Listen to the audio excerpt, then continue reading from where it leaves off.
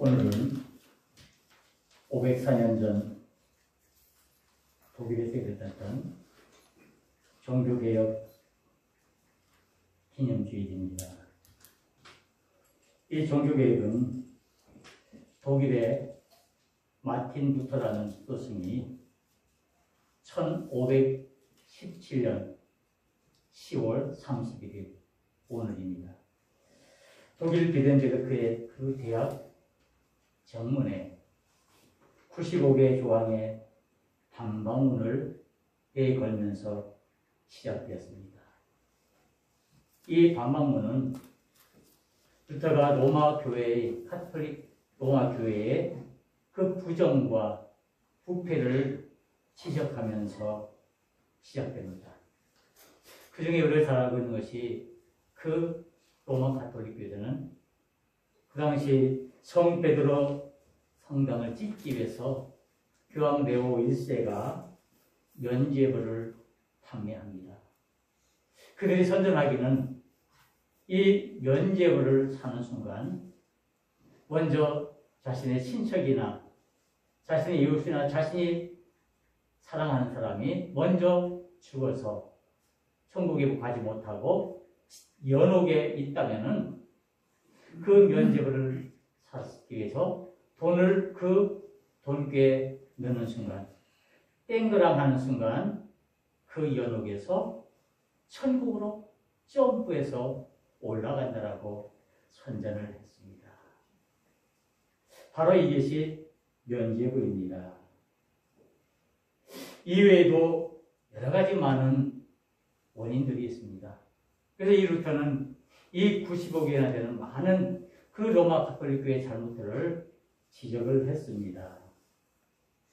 여기는 어떤 사회적인, 문화적인, 경제적인, 복합적인 내용으로 이 종교개혁이 일어났지만은 결국에는 이 종교개혁은 말 그대로 그 교회의 문제 때문에, 그 종교의 문제 때문에 일어난 것이라고 할 수가 있습니다.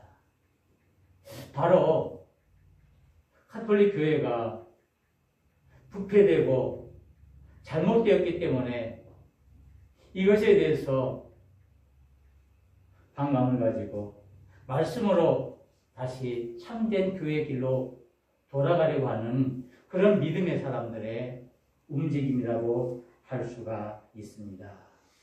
그래서 이 종교개혁을 통해서 참된 교회가 무엇인지, 참된 믿음이 무엇인지를 가르치고자 했습니다. 그래서 결과적으로 이 로마 카톨릭 교회에서 이제 개신교가 이렇게 분리되어 나와서 이제 온 유럽이나 전 세계로 이 개신교가 이제 세워지는 그런 역사를 볼 수가 있습니다. 그래서 우리는 오늘 이 종교개혁기를 맞으면서 504년 전에 일어났던 이 루터의 정신을 우리가 다시 한번 말씀으로 되새기고 다시 한번 우리 마음을 새기고자 하는 것입니다. 우리가 살아나가면서 우리가 관심을 가지는 것이 참 많이 있습니다. 세상적인 관점에서도 우리가 관심을 가지는 것 많이 있지만은 그보다도 먼저 우리가 믿음의 사람으로서, 내가 신앙을 가진 사람으로서 영적인 관심이 무엇일까? 내 영적인 관심을 어디에 두어야 할 것인가? 그래서 요한복음 3장에 보면은 니고데모라는 그 율법학자가 예수님에게 나와 질문을 합니다. 그 질문의 요지는 이렇습니다. 우리가 어떻게 해야 영생을 얻을 수 있습니까?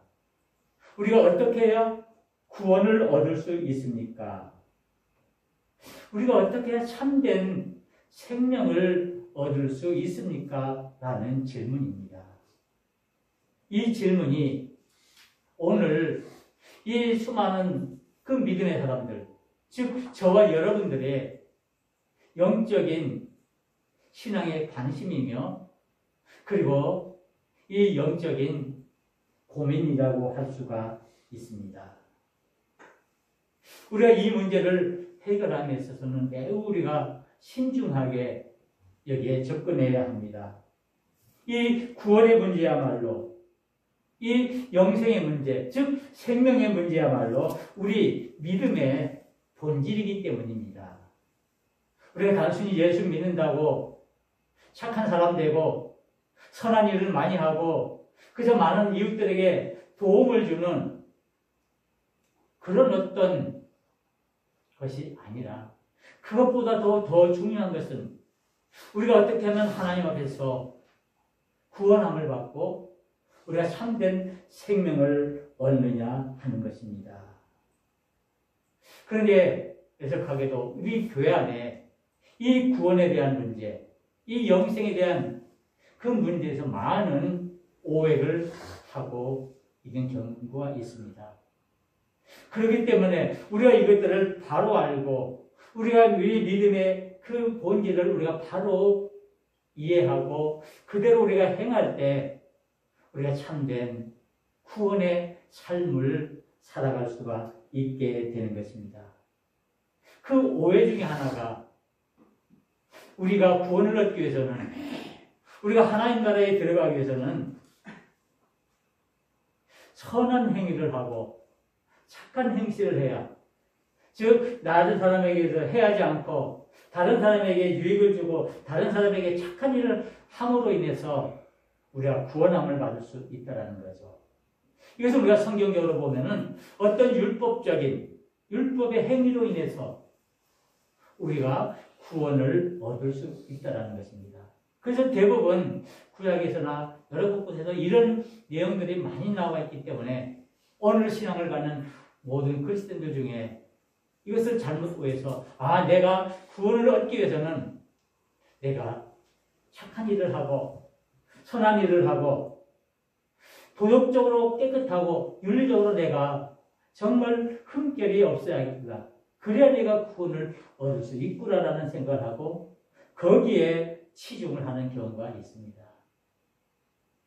그러나 우리가 근본적으로 우리가 이 구원의 문제에 대해서 우리가 생각할 때 단순히 우리의 구원은, 우리의 참된 생명은 이렇게 어떤 착한 행실이나 좋은 열매로만 우리가 들어갈 수 없고 얻을 수 없다는 사실을 성경은 분명히 말씀하고 있습니다. 이에 대한 대표적인 성경이 바로 로마서입니다. 이 로마서는 사도 바울이 기록한 책인데요. 이 로마서를 통해서 바울은 우리의 구원의 그 뜻이 무엇인지, 우리가 어떻게 하면 이 구원을 이룰 수 있는지 그것을 설명하고 있습니다. 그래서 이 로마서는 16장으로 구성되어 있는데, 이 로마서를 통해서 가장 먼저 이 바울이 시작하는 말이 뭐냐면은 복음을 이야기하면서 이 로마서의 내용을 시작하고 있습니다. 그래서 내가 복음을 위하여 택정을 받았다, 내가 복음을 증거하고 복음을 나타내기 위해서 내가 하나님으로부터 내가 부름을 받은 사도라고 말씀하고 있습니다. 그러면은 이 로마에서 중요한 것은 이 복음이라는 말입니다. 우리는 늘 이 복음이라는 말을 자주 사용하죠. 우리가 신앙생활을 하면서 늘 접하는 그 말이 이 복음입니다. 복음을 들읍시다, 복음을 증거합시다, 복음을 전합시다, 복음을 나눕시다. 그러면 복음은 우리가 잘 아는 것처럼 기쁜 소식이라는 뜻이죠. 복된 소식인데, 이 복음은 무엇보다도 하늘의 소리라는 사실입니다. 사람의 소리가 아니라 어떤 소리요? 하늘의 소리라는 것입니다. 즉 하나님께서 우리를 구원하시기 위해서 우리에게 들려주시는 하늘의 소리라는 것을 먼저 우리가 기억해야 합니다. 그러면 그 복음의 내용은 과연 무엇인가? 우리가 성경을 읽으면서 특별히 시장 성경에서 공간 복음이나 여러 가지 그 성경을 읽으면서 우리는 예수님께서 어떤 윤리적인 도덕견을 많이 가르쳤기 때문에 우리가 이 면에 잘못하면 치중할 수가 있는데, 결국 예수님께서 복음을 증거하시는데 복음을 전하는데 하나님 나라를 증거하는데 결국 이 복음이라는 것은 뭐냐? 우리의 구원을 이루기 위한 하나님의 소리로 우리에게 주신 하나님의 은혜라는 사실입니다. 결론적으로 말씀드리면 이 복음은 결국에는 예수 그리스도이십니다. 바로 복음의 내용은, 복음의 전체는, 복음의 모든 것은 이 예수 그리스도에게 집중이 되었다는 것입니다. 그래서 가장 우리가 쉽게 알 수 있는 것은 이 예수님이 어떻게 태어나셨는가, 어떻게 탄생하셨는가, 왜 태어나셨는가 하는 그 내용이 복음의 내용이고요. 그리고 우리를 구원하시기 위해서 이 예수님께서 어떤 일을 행하셨는가, 즉 십자가를 지신 그 십자가의 사건들을 우리에게 말씀해 주면서 이 십자가를 통해서 하나님의 복음을 우리에게 증거해 주고 있습니다. 그리고 예수님의 탄생, 예수님의 십자가, 그 다음에는 예수님께서 약속대로 다시 살아나신 그 부활, 그 부활을 믿는 것이 바로 복음의 내용입니다. 그리고 그 다음에 예수님께서 약속대로 하늘로 올라가시고, 승천이라고 그러죠. 하늘로 올라가시고 다시 올라가실 그 모습대로 다시 오시겠다는 것. 즉 재림. 요 5가지 사항 쉽게 간단히 요약한다면은 예수님의 탄생, 십자가, 부활, 승천, 재림. 요 복음의 내용이 바로 우리를 구원시키는 그 핵심적인 사실이라는 걸 우리가 기억해야 합니다. 결국 우리가 복음을 믿는다, 복음을 증거한다는 것은 결국 우리는 예수 그리스도를 믿는 것이고, 그리고 이 예수 그리스도를 전하는 것입니다.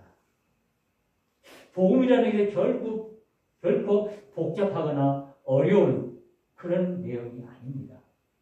직접 하나님께서 우리에게 그 복음을 내려주셨고 그 복음의 내용을 우리에게 직접 전해 주셨습니다. 그래서 그 복음으로 말미암아 우리가 구원함을 얻게 되는 것입니다. 그래서 로마서 1장을 통해서 이 복음에 대해서 말씀하시면서 그 복음의 내용은 예수 그리스도이시고 결국 그 예수 그리스도는 우리를 구원한다는 사실입니다. 그런데 그 구원의 그 일은 어떻게 하시느냐? 로마서 1장 17절에 보면은 믿음으로 말미암아 우리를 구원하신다라고 말씀하고 있습니다. 즉 하나님을 믿고 예수 그리스도를 나의 구주로 고백하고 믿는 그 사실이 우리를 구원에 이르게 하는 하나님의 은혜라는 사실을 말씀하고 있습니다. 그러면서 이 믿음이야말로 하나님의 능력임을 우리에게 말씀해 주고 있습니다. 우리는 이 구원을 이야기할 때 가장 우리가 먼저 생각해야 할 것은 우리는 이 죄의 문제를 생각해야 합니다. 우리가 구원을 얘기하면서 이 죄의 문제를 얘기하지 않고는 이 구원의 과정을 우리가 설명할 수가 없습니다. 그래서 로마서도 보면은 1장을 쓰고 나서 그 이후에 가장 먼저 나오는 문제가 죄의 문제를 말씀하고 있습니다. 죄가 무엇인지, 죄의 결과가 무엇인지, 죄로 인해서 우리 삶에 나타나는 것이 무엇인지를 우리에게 이야기를 하고 있습니다. 그래서 이 사도 바울은 전자기를 우리 모든 인간은 모두 죄 아래에 있다는 것입니다. 우리 모두는 죄인이라는 것입니다. 저나 여러분이나 이 세상에는 모든 사람들은 먼저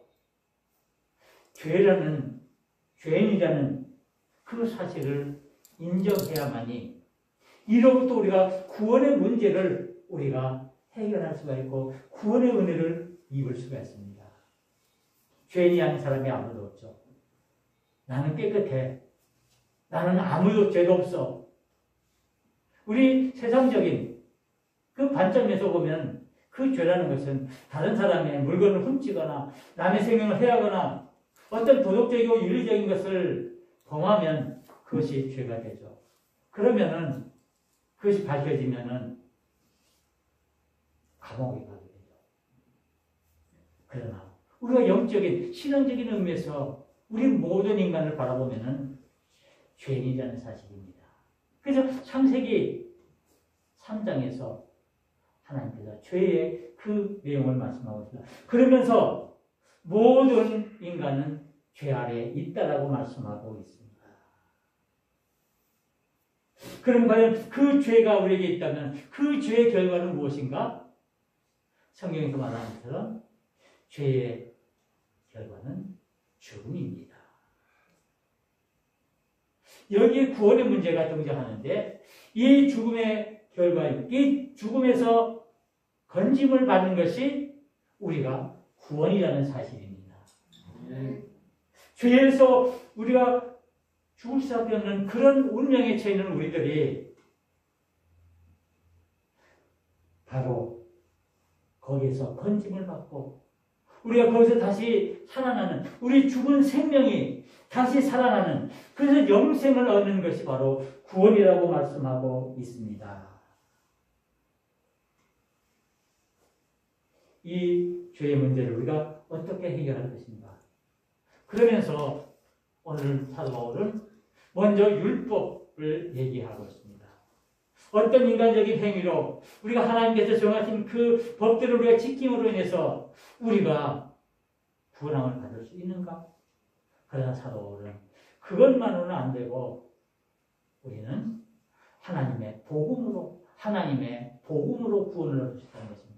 어떤 인간의 행위가 아니라 어떤 사람의 능력이나 어떤 사람의 수단과 방법이 아니라 그것으로 우리를 구원할 수 없기에 하나님의 능력으로 그것으로 해결되는데 오늘 성경 이 로마서에서는 그것을 믿음이라고 말씀하고 있고 그 믿음이 하나님의 능력으로 죽을 수밖에 없는 저와 여러분들을 구원하셨다라고 말씀하고 있습니다. 그래서 우리를 의롭다 해주셨습니다. 비록 우리가 죄인이지만은 그럼에도 불구하고 하나님께서 우리에게 은혜를 내려주셔서 우리로 하여금 내가 너를 의롭다, 구원받을 수 있는 조건을 내가 주겠다. 바로 그것이 믿음이며 하나님의 능력입니다. 그것이 어떻게 우리에게 주어졌느냐? 하나님의 은혜로 주어졌다는 것입니다. 우리가 이것을 얻기 위해서 하나님에게 무엇을 그 대가를 지불했습니까? 저와 여러분들이 구원함을 받기 위해서 우리가 지불한 것이 무엇입니까? 교회 많은 헌신을 했습니까? 가난한 하나를 많이 도와주셨습니까? 선한 행위를 많이 했습니까? 그것이 아니라 이제 우리는 죄 아래 있는 사람들이 아니라 우리 모든 믿음의 사람들은 그리스도의 은혜로 말미암아 하나님의 은혜로 말미암아 은혜 아래 있는 사람입니다.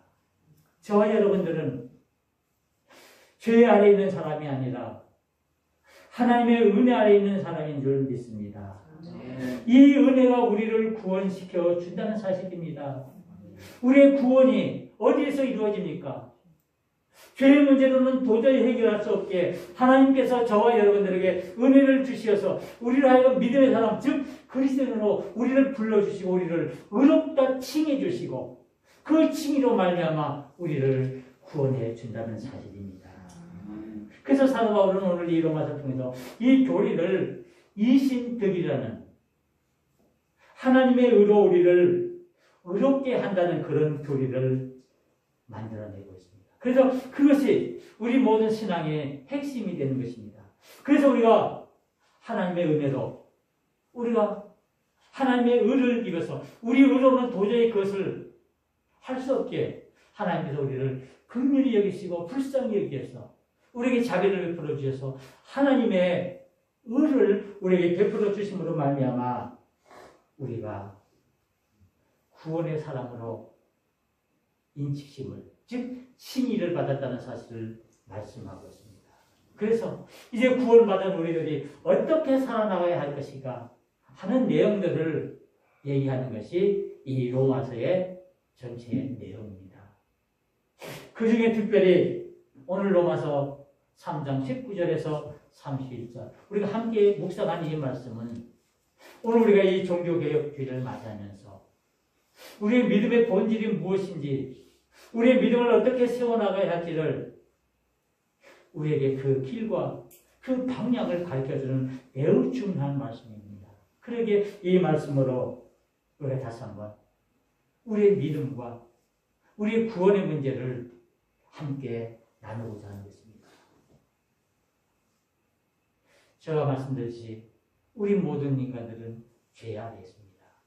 그러나 오늘 이 로마서 3장 19절에 들어오면서는 이 3장에 들어오면서는 우리 인간들은 죄 아래에 있는 즉 믿음의 사람들 그리스도인으로 부름을 받은 저와 여러분들은 이 죄 아래에 있는 사람들이 아니라 은혜 아래에 있는 사람이라는 사실을 먼저 전제하면서 말씀하고 있습니다. 죄가 무엇입니까? 우리가 영적으로 신앙적으로 이 죄를 본다면은 하나님 없음이 죄입니다. 내 마음속에 내 심령 속에 내 삶 속에 내가 살아가는 모든 그 과정 속에 하나님이 없는 것이 바로 죄입니다. 그렇다면 이 죄의 반대말은 무엇일까요? 은혜입니다. 은혜인데 하나님께서 우리에게 이 죄의 문제를 해결시켜 주시기 위해서 우리에게 주신 하나의 선물인데 그것이 은혜라는 선물로 우리에게 주어졌습니다. 이 은혜는 바로 무엇이냐? 하나님 안에 있는 것을 말합니다. 죄가 하나님 없음을 말한다면 이 은혜는 하나님 있음입니다. 우리 믿음의 사람들이 자주 인사하죠. 참 오늘 은혜 많이 받았습니다. 참 찬양 참 은혜로웠습니다. 우리 영광군 정말 좋은 찬양, 정말 은혜 받았습니다. 우리 권사님 기도해 주셨는데 은혜 많이 받았습니다. 이렇게 얘기하죠. 그런데 그 은혜가 무엇입니까? 그 은혜는 하나님 안에 있음을 말합니다. 우리가 하나님 안에 있는 그 자체가 은혜입니다. 그래서 우리가 그리스도인으로 믿음의 사람도 부름을 받았다는 이 사실이 하나의 은혜로 주어지고 이것을 우리가 선물로 주셨는데 그에 못지않게 하나님께서는 우리에게 이 은혜와 더불어 우리를 구원해 주시기 위해서 우리에게 또 다른 선물을 주셨는데 바로 그것이 믿음이라는 선물입니다. 그래서 오늘 로마서는 믿음으로 말미암아 우리를 구원한다라고 말씀하고 있습니다. 우리는 하나님께서 정말 자기 독생자 아들 예수 그리스도를 이 땅에 보내주시고 그분이 십자가에서 죽으시는 그 희생으로 말미암아 그 은혜를 우리에게 주시고 우리가 그 은혜를 받고 그 은혜로 말미암아 우리가 구원함을 받게 되는 것입니다. 이 은혜로 우리가 믿음을 소유하게 되고 그 믿음으로 우리가 구원함을 얻게 되는 것입니다. 우리 모두는 우리 믿음의 사람들, 저와 여러분들 은혜의 사람들입니다. 하나님께서 저와 여러분들을 구원해 주시기 위해서 우리들에게 믿음을 선물로 주시고 그 믿음으로 말미암아 우리의 생명 되시고 우리의 구원 되시는 예수 그리스도를 나의 구주로 고백하게 하고 그 하나님을 나의 하나님으로 고백함으로 우리를 구원의 은총 아래 우리를 불러주셨습니다. 오늘 이 자리에서 예배드린 저와 여러분들은 하나님의 그 놀라운 은혜를 입은 구원의 은혜를 입은 하나님의 축복의 사람들입니다. 그러니까 우리는 이 은혜를 잊지 말아야 합니다. 우리에게 주는 이 은혜를 잊지 말고 우리 마음속 깊이 간직하면서 늘 하나님께 감사하는 마음으로 우리의 믿음들을 지켜나가는 것입니다. 그런데 그래서 오늘 이 사도 바울은 이 로마서 3장을 통해서 두 가지를 강조하고 있는데 하나는 은혜와 믿음을 말씀하고 있습니다. 그래서 우리의 구원에 있어서는 가장 중요한 이 두 가지. 우리는 오직 우리의 구원을 위해서 오직 은혜, 오직 믿음. 이 두 가지를 말씀하고 있습니다. 은혜라는 것은 하나님의 의를 우리 스스로 내 자신으로는 구원할 수 없기에, 죄인된 우리들이 내 힘으로는 구원할 수 없기에, 이제 그 대신 하나님의 의를 우리들에게 주셔서 하나님의 그 의로움으로 말미암아 우리가 구원을 얻게 된다는 것입니다. 우리 사람들은 얼마나 어리석습니까? 모든 건 내 힘으로 하려고 합니다. 내 의지대로 하려고 합니다. 내 생각대로 하려고 합니다. 내 뜻대로 하려고 합니다. 내가 하고 싶은 대로, 내가 가진 그 무엇으로 해보려고 합니다. 인간의 교만이죠. 우리는 죄인이고 도저히 우리의 힘으로는 이 구원의 길을 갈 수가 없기에 우리는 하나님의 그 거룩한 그 의를 입음으로 우리가 구원의 은혜를 입은 것입니다. 그런데 하나님께서는 이것을 우리에게 주실 때 값없이 주셨습니다. 아무런 대가도 바라지 않고 우리에게 주신 것입니다. 그래서 이것을 우리는 대속이라고 하죠. 저와 여러분들을 구원해 주시기 위해서 대신 십자가에서 피 흘려 죽으셨습니다. 그런 말미암아 우리가 새 생명을 얻었고 구원의 자리로 들어가게 된 것입니다. 하나님의 그 사랑이 그 십자가를 통해서 그 예수 그리스도의 죽으심으로 말미암아 우리가 구원의 은혜를 입었다는 사실입니다. 하나님의 긍휼하심과 하나님의 자비하심이 저와 여러분들의 삶 속에 임했다는 사실입니다. 그래서 우리는 그 은혜로 말미암아 우리가 구원함을 얻었습니다. 우리는 오직 이 은혜로 말미암아 우리가 구원함을 얻었습니다. 사도 바울은 고백하죠. 고린도전서 10장 10절에서 나의 나 된 것은 하나님의 은혜다. 오늘 이 순간 저와 여러분들의 삶을 되돌아보고 우리가 여기까지 오게 된 것 내 힘입니까? 내 능력입니까? 내 힘으로 여기까지 오셨습니까? 그러나 곰곰이 우리 자신을 돌아보면 여기까지 인도하신 분은 살아계신 하나님이십니다. 그 하나님의 은혜가 우리를 여기까지 인도하셨습니다. 그래서 이 사도 바울의 고백이 나의 나 된 것은 하나님의 은혜라는 이 고백이 오늘 저와 여러분들이 고백이 되어야 합니다.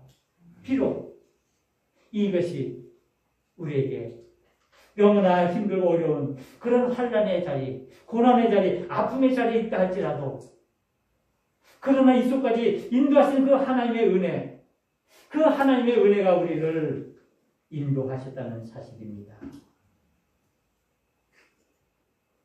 나에게 많은 아픔이 있습니다. 나의 삶 속에 정말 감당하기 힘든 정말 어려운 일들이 많이 있습니다. 우리가 어떻게 이 수많은 어려움과 고난들을 우리가 헤쳐나가야 할지 우리는 도무지 상상할 수 없는 그런 일들이 많이 있습니다. 정말 여기서 도망가고 싶고 이 모든 것 다 팽개치고 싶은 그런 마음에 그런 심정이 들 때가 많이 있을 때가 있음을 우리는 고백합니다. 그러나 그런 가운데서도 하나님께서는 우리를 은혜로 인도해 주십니다. 그래서 그 고난 가운데서 그 아픔 가운데서 그것을 이길 수 있는 힘과 능력을 우리에게 주십니다. 하나님의 축복은 우리의 모든 어려운 문제와 힘든 그 모든 것들을 한꺼번에 없애주는 것 아닙니다. 요술방망이처럼 내 병이 뚝딱 낫고 내가 없던 물질이 뚝딱 생기고 내가 정말 풀지 못한 문제가 한순간에 해결되는 그런 것보다는 하나님께서 비록 우리가 고난 속에 있다 할지라도 역경 속에 있다 할지라도 내가 질병 속에 있다 할지라도 내가 아픔 속에 있다 할지라도 그것을 이길 수 있는 그 성령의 힘을 주셔서 그것으로 그것들을 감당케 하는 것이 바로 하나님의 은혜인 줄 믿습니다. 이것이 바로 하나님의 축복입니다. 그래서 우리가 비록 내 삶에 고달프고 정말 감당하기 힘든 일이 내 앞에 수없이 닥친다 할지라도 우리의 힘과 능력 대신 그 하나님을 붙들고 우리의 소망 대신 그 주님을 바라보면서 우리의 믿음들을 지켜나가는 것입니다. 그 가운데서 우리 하나님께서 힘을 주실 줄 믿습니다. 하나님은 우리의 능력이십니다. 우리의 고난과 모든 역경들을 이기게 할 수 있는 힘과 능력을 주신다는 사실을 우리가 기억해야 합니다. 바로 이것이 은혜입니다. 우리는 은혜 입은 사람들입니다. 그리고 이 은혜를 통해서 우리에게 믿음을 주셨습니다. 오직 믿음. 이 믿음으로 우리가 구원함을 얻을 수 있습니다. 믿음이 무엇입니까? 예수 그리스도가 나의 구주가 된 것임을 확실히 믿고 그 주님께 나의 모든 것을 고백하고 그 주님을 따르겠다는 그 삶의 의지라고 말씀할 수 있습니다. 하나님께서 우리에게 이 믿음을 선물로 주셨습니다. 우리가 이 어렵고 힘든 이 상황 속에서 우리가 굳건히 이것들을 이끌어 헤쳐나갈 수 있는 그것은 바로 우리에게 믿음이 있기 때문에 그 믿음의 힘으로 우리가 이 모든 것을 헤쳐나가는 것입니다. 우리의 믿음은 우리에게 소망이 되고 우리에게 힘과 능력이 됩니다. 온전히 하나님께 모든 것을 맡기고 하나님께 순종하면서 말씀 가운데 거하고 기도하면서 우리의 믿음의 길들을 감당하는 것. 온전히 내 자신의 모든 것을 벗어버리고 내어버리고 오직 하나님만 의지하고 하나님과 함께 오직 하나님만 바라보는 것이 믿음입니다. 우리는 지금 무엇을 바라보고 있습니까? 내 아픔 때문에, 내 고난 때문에, 내 환난과 그 시험 때문에 그것을 해결하기 위해서 우리는 무엇을 바라봅니까? 세상적인 것을 바라보고 세상적인 힘에 의지하려고 하는 우리의 나약한 모습들이 있습니다. 그러나 우리가 믿음의 사람들로 우리가 이 믿음을 선물로 받았기에 우리는 이제 온전히 하나님만 바라보고 하나님과 동행하는 삶을 살아나가는 것입니다. 때로는 그 과정에 그 삶 속에 어려움도 있고 넘어짐도 있고 괴로움도 있고 슬픔도 있고 아픔도 있습니다. 그러나 분명한 것은 그 가운데서 나와 함께 하시는 하나님, 나의 구원을 위해서 나의 모든 것을 은혜로 주신 그 하나님이 나와 함께하고 있다는 사실, 그 하나님만 바라보면서 우리가 우리의 믿음을 온전히 지켜나가야 한다는 것입니다. 오직 은혜, 오직 믿음. 그런데 놀라운 것은 이 종교의 핵심적인 그 모토 중에 이 불터가 있는 것 중에는 네 가지입니다. 첫째는 오직 믿음, 오직 은혜, 오직 말씀, 그리고 오직 영광이라는 그 모토를 내걸고 이 종교개혁이 진행되었습니다.